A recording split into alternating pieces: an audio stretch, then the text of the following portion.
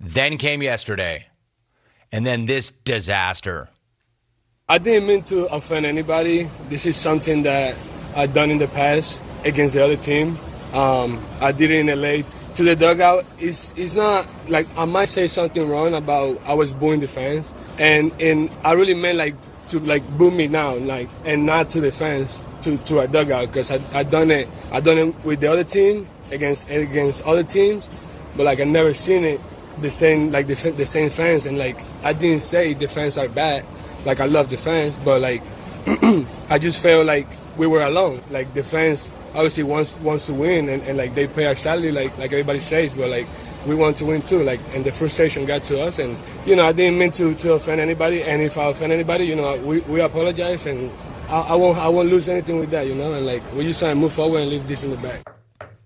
My man, I love hearing this guy just trying to explain himself. If I were you, I'd close your mouth. That way the diarrhea will stop coming out.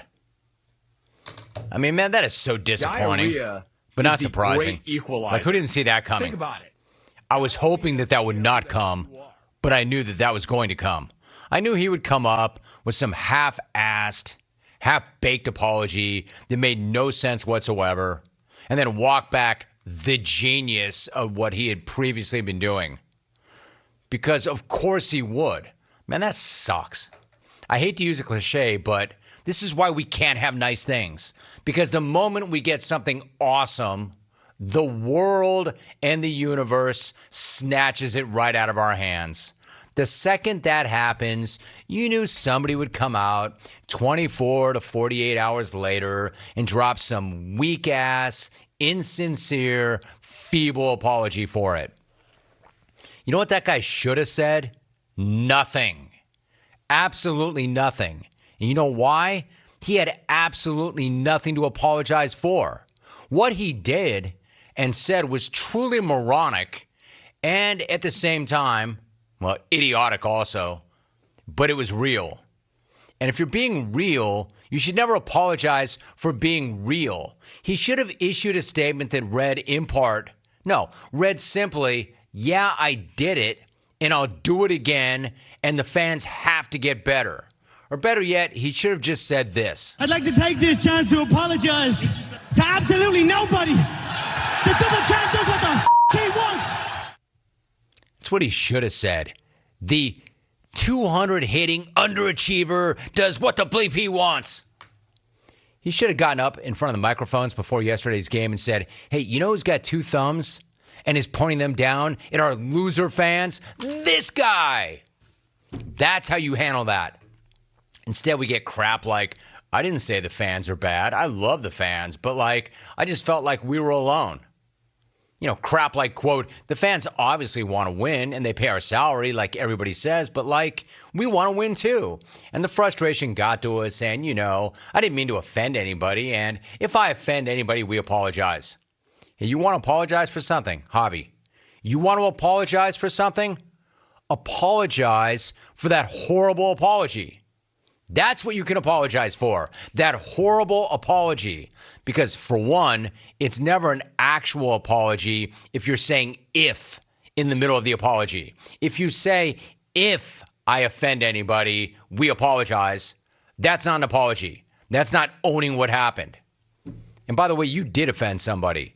You offended me. I'm offended that you're apologizing. I'm offended, and I don't accept your apology. Nor do I accept Francisco Lindor's apology either, because that was no better. Quote, I have sucked at times, and I haven't done my part when it comes to the offensive side. But I don't think that we have a bunch of guys just complaining all the time about the media, the fans, the city. No, no, no. End of quote. Here we go again. All right, so minuscule credit for acknowledging that you have sucked. And you haven't done your job. That's true.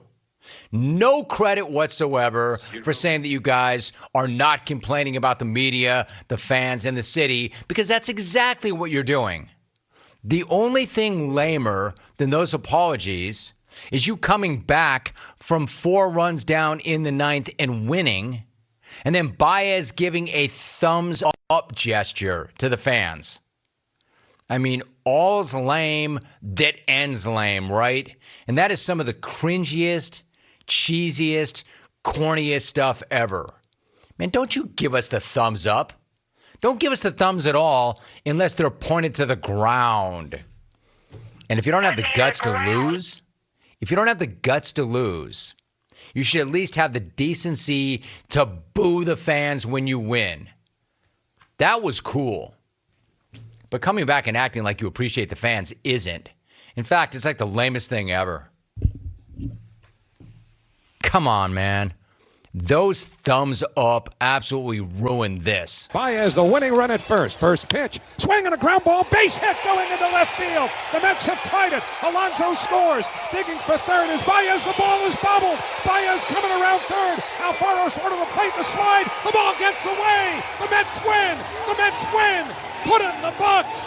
The Mets come back from trailing 5-1 in the ninth. Way to wreck that moment by going thumbs up, Javi. You know what would have been awesome?